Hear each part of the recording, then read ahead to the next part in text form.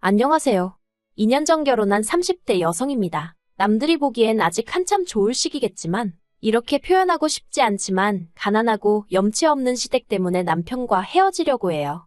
저라도 가진 게 많은 사람이라면 어떻게든 품고 가려고 했겠지만 너무 힘들어서 더는 못하겠거든요.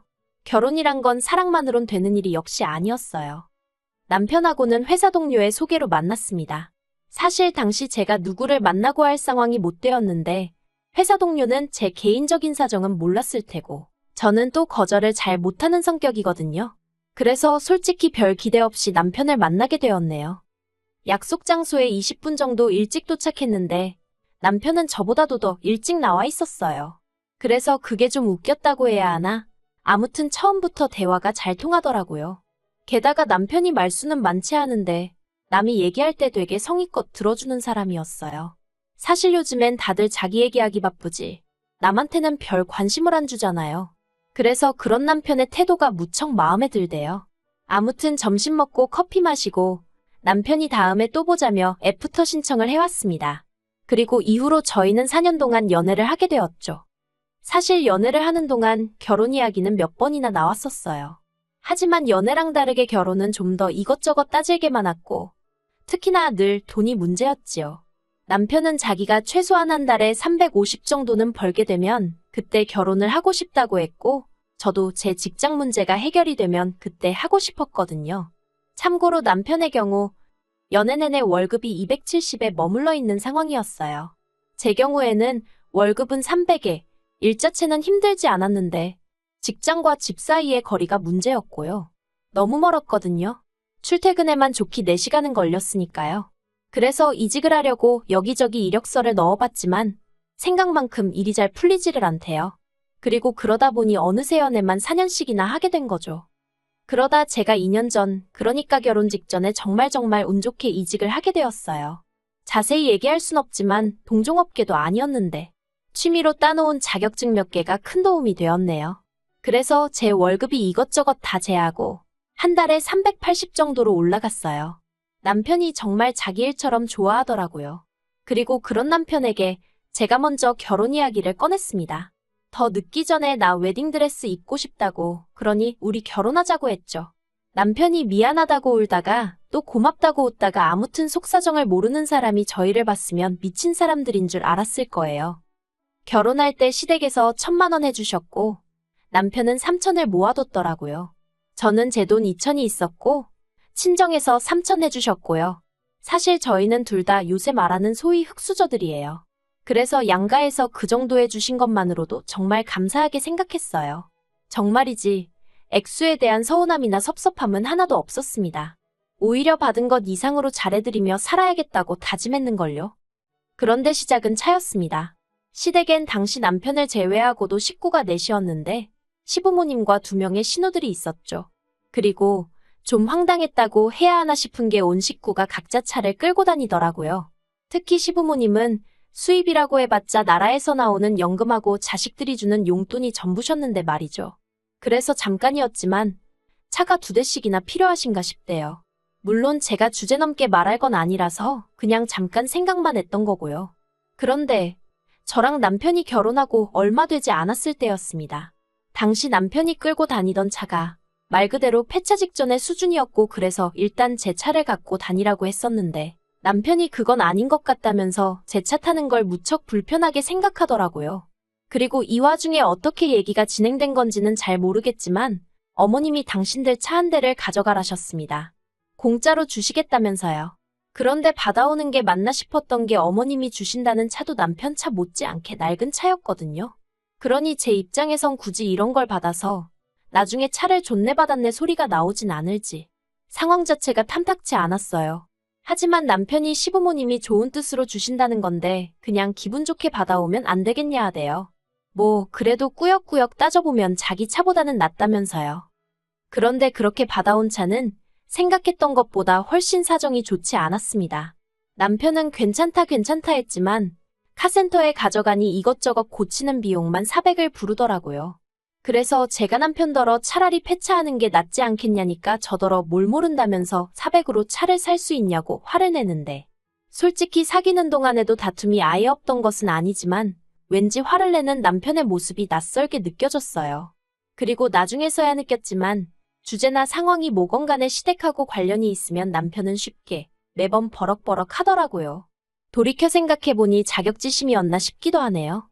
아무튼 그래서 그 차를 기어이 400만 원이랑 큰돈을 주고 고쳤는데 더 황당한 건 이후에 시부모님이 보이신 행동이었어요. 시댁과 저희 집은 차로 30분 정도 걸리는 거리로 멀지는 않지만 결코 가까운 거리도 아니었거든요. 그런데 저희가 차를 고친 이후로 걸핏하면 차를 써야 하는 상황이라면서 전화 남편에게 전날 밤에 차를 주고 가라고 하시질 않나, 다른 차가 상태가 안 좋아서 그러니 빌려달라고 하시지를 않나. 어찌나 차를 가지고 이리저리 사람을 부르시는지 오히려 더 불편한 상황이 되어버린 거죠. 그래서 결국은 참다 못해 남편한테 차를 주셨으면 주신 거지 이건 뭐 어머님 아버님이 쓰시는 날이 더 많다고 한마디 했네요. 그랬더니 필요하면 가족끼리 빌려주기도 하고 그런 거지. 저더러 연애할 땐 몰랐는데 생각보다 되게 야박한 애 어쩌네 그러더라고요. 참나, 어이도 없고 기가 막혀서 말이 안 나오대요? 그런데 남편은 자기 화를 못 삭히고 혼자 계속해서 울그락불그락 하더니 안 되겠다며 그냥 그 차 시부모님께 돌려드려야겠답니다. 그리고 저는 돈 400이 생각나. 너무 아깝더라고요. 그런데 그 400 때문에 안 된다고 하면 또 남편이 난리를 칠 것 같고 그래서 그래. 좋은 일 한 셈 치자 생각하고 그러라 했습니다. 그러다 얼마 후 제 회사에서 제 앞으로 차가 한 대 나왔어요. 제 직군이 영업직은 업무 특성상 고객들을 밖에서 만나야 하는 일이 잦았거든요. 현장 방문을 해야 하는 경우도 많았고요. 그래서 지원이 나온 거였죠. 그런데 남편이 되게 부러워하대요. 그리고는 앞으로 자기가 끌고 다니면 안 되냐입니다. 필요할 때는 시부모님도 빌려드렸으면 좋겠다면서요. 가뜩이나 시부모님 차나 자기 차나 언제 퍼질지 몰라 불안불안했다나? 말 그대로 떡줄 사람은 생각도 안 하고 있는데 혼자 김칫국을 한 사발 들이키고 있더라니까요. 저는 그런 남편에게 회사 지원으로 나온 차라서 안 된다고 딱 잘랐어요. 괜히 책 잡힐 일은 하고 싶지 않다 했죠. 그랬더니 한다는 말이 안 되는 게 아니라 방법을 찾아볼 생각이 없는 거라면서 저더러 지밖에 모른다고 야박하다고 그러대요. 그래도 이후로 그럭저럭 지냈습니다. 원래 부부끼리 싸우기도 하고 또 풀어지기도 하는 거라더니 이런 건가 보다 하고 지냈죠. 그런데 올해 초였어요. 시부모님이 며칠 전부터 입맛이 없네, 속이 안 좋네 하셨는데 갑자기 고기가 드시고 싶다고 하시더라고요. 그러자 남편은 이럴 때 챙겨드려야 된다면서 시댁에 가자고 했고 그래서 뭐 한 끼 외식 시켜드린다 생각하고 따라 나섰죠. 그런데 시부모님께서 뜻밖의 이야기를 꺼내셨습니다. 요 근래 왜 이렇게 몸이 처지나 했더니 그게 다 마음이 힘들어서 그런 것 같다 하시며 해외여행을 다녀오고 싶으시다는 거예요. 그러면서 한 200만 원만 달라나요? 게다가 덧붙이시기를 시동생들한테는 당신들이 달라고 했다고 하지 말고 저희가 먼저 보내드린다고 했다고 얘기를 하랍니다. 동생들한테 먼저 모범이 되어야 애들도 뭔가 배우는 게 있지 않겠냐면서요. 당황스러웠어요. 그래서 제가 시부모님께 남편하고 상의해보겠다고 하곤 남편 표정을 슬쩍 봤는데 표정이 굉장히 어둡고 언짢아 보이더라고요. 그래서 저는 시부모님의 부탁이 남편에게도 부담스러웠나 보다고 생각했습니다. 그런데 그건 제 착각이었어요. 시댁에서 나와 집으로 돌아오는 길에 남편이 저한테 먼저 말을 걸기를 상의해보겠다는 게 무슨 뜻이냐대요. 그냥 기분 좋게 당연히 보내드려야죠. 그렇게 말할 수는 없었냐면서요. 어이가 없어서 지금 우리 형편의 시부모님이 200만 원만 달라 하시면 척척 내드릴 만큼 여유가 있는 게 아닌데 무슨 기분 좋게 당연히 보내드리겠단 소리를 하냐고, 말이 되냐고 그랬어요. 그랬더니 남편이 시부모님은 이날이 때까지 제대로 어디 놀러도 못 다니고 사셨는데 불쌍하지도 않냐며 저한테 막 소리를 지르대요. 이때는 저도 정말 화가 머리 꼭대기까지 나서 나 때문에 여행을 못 다니셨냐고 왜 나한테 짜증이냐 그랬어요. 그리고는 여행 보내드릴 거면 당신 능력으로 보내드리던지 알아서 하라고. 이건 뭐 상의도 아니고 무조건 나만 나쁜 사람을 만드니 대화하고 싶지 않다 했습니다. 그랬더니 남편이 저더러 진짜 못됐다면서 친정에 하는 거랑 너무 비교된다나요? 사실 그 무렵 친정부모님이 여행을 다녀오셨어요. 해외도 아니고 제주도로요.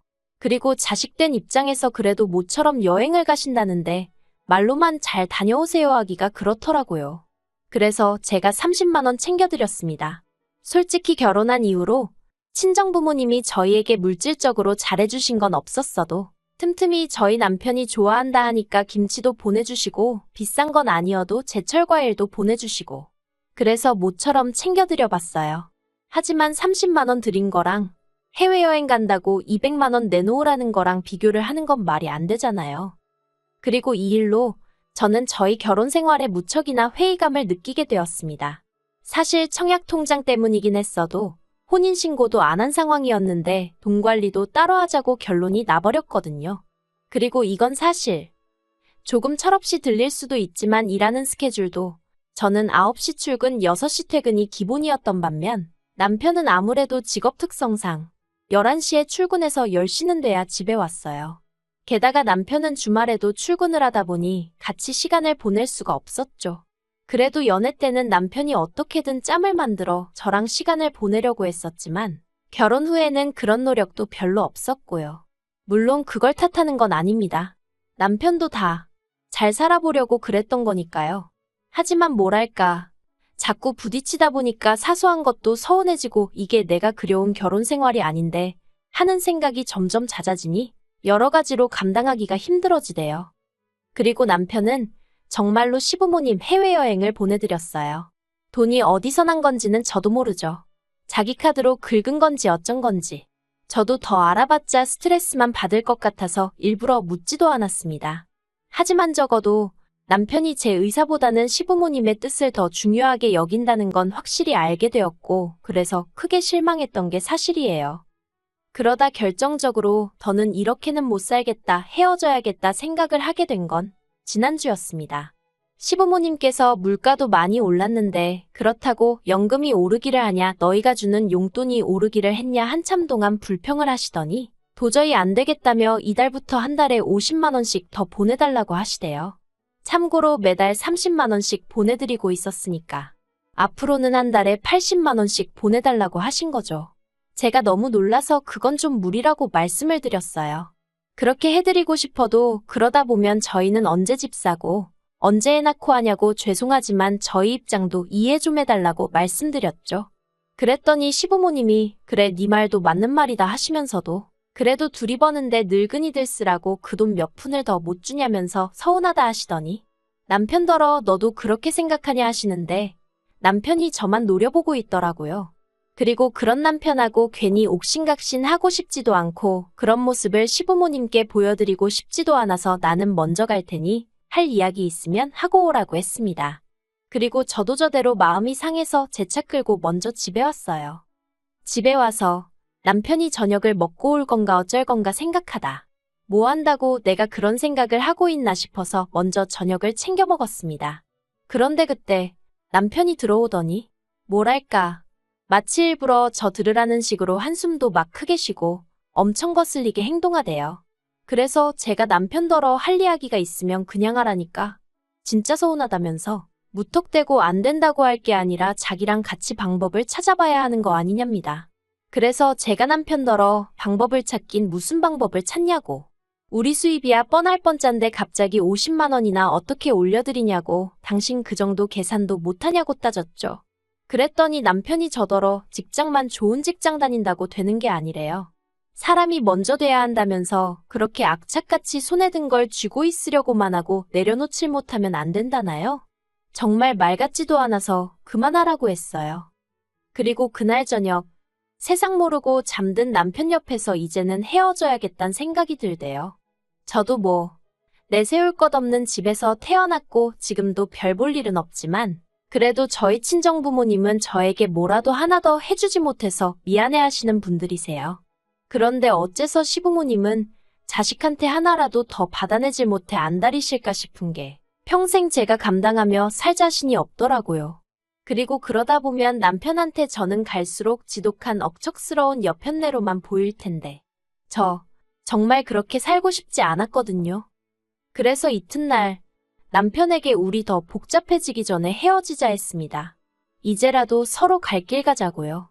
나는 당신이 당신 부모님께 잘해드리는 걸 뭐라고 하고 싶은 생각은 없지만 같이 할 자신이 없다 했네요.